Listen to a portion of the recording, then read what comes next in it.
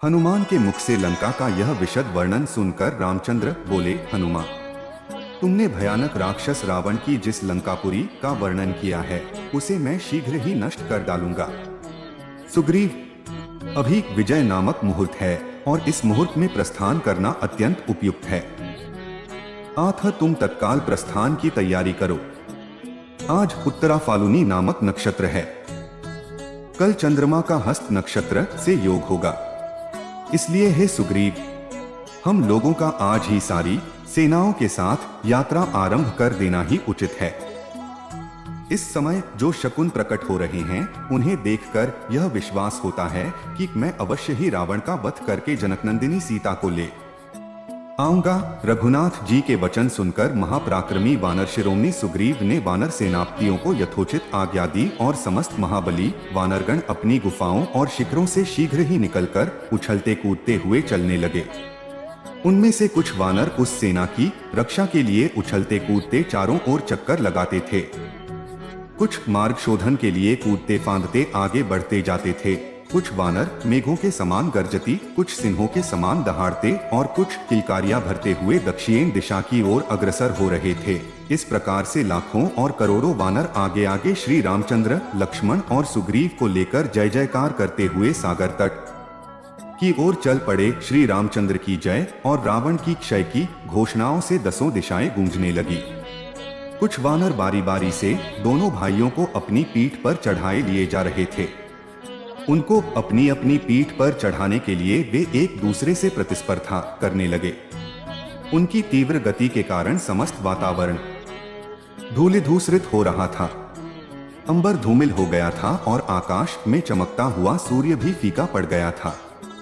जब वह सेना नदी नालों को पार करती तो उनके प्रवाह भी उसके कारण परिवर्तित हो जाते थे। चारों ओर वानर ही वानर दिखाई देते थे। वे मार्ग में कहीं विश्राम लेने के लिए भी एक क्षण को नहीं ठहरते थे। उनके मन मस्तिष्क पर केवल रावण छाया हुआ था।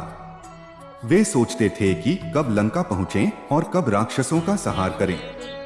इस प्रकार राक्षसों के संहार की कल्पना में लीन यह विशाल वानर सेना समुद्र तट पर जा पहुंची।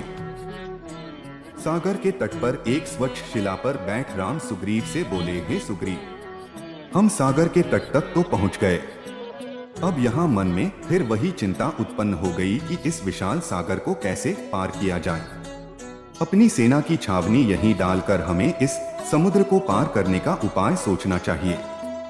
इधर जब तक हम इसका उपाय ढूंढें, तुम अपने गुप्तचरों को सावधान कर दो कि वे शत्रु की गतिविधियों के प्रति सचेत रहें।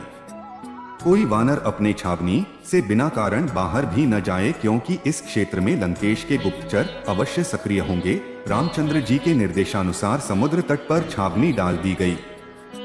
समुद्र की लहरें आकाश का चुंबन कर अपने विराट रूप का प्रदर्शन कर रही थी। संपूर्ण वातावरण जलमय प्रतीत होता था। आकाश में चमकने वाला नक्षत्र समुदाय सागर में प्रतिबिंबित होकर समुद्र को ही आकाश का प्रतिरूप बना रहा था। फिर भगवान राम ने समुद्र देवता की 3 दिन तक आराधना की, परंतु समुद्र देवता प्रकट नहीं हुए। प्रकट नहीं होने पर भगवान राम को क्रोध आ गया और समुद्र पर अपना बाण चलाने लगे।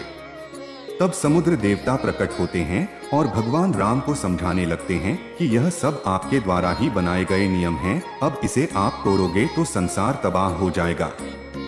समुद्र देवता ने भगवान राम को बताया कि पत्थर पर श्री राम लिखकर समुद्र में फेंको, पत्थर तैरने लगेगा। इतना कहकर समुद्र देवता लौट जाते हैं और सभी वानर सेना पत्थर पर श्री राम लिखकर पानी में पत्थर को फेंकने पर पत्थर तैरने लग जाते हैं। इस प्रकार वानर सेना ने समुद्र पर पुल बनाकर लंका में पहुंची। अभी इस वीडियो में इतना ही, अगला वीडियो जल्द आएगा। तब तक आप चैनल को सब्सक्राइब और लाइक कर दीजिए। बोलो जय श्री राम, जय श्री राधे राधे।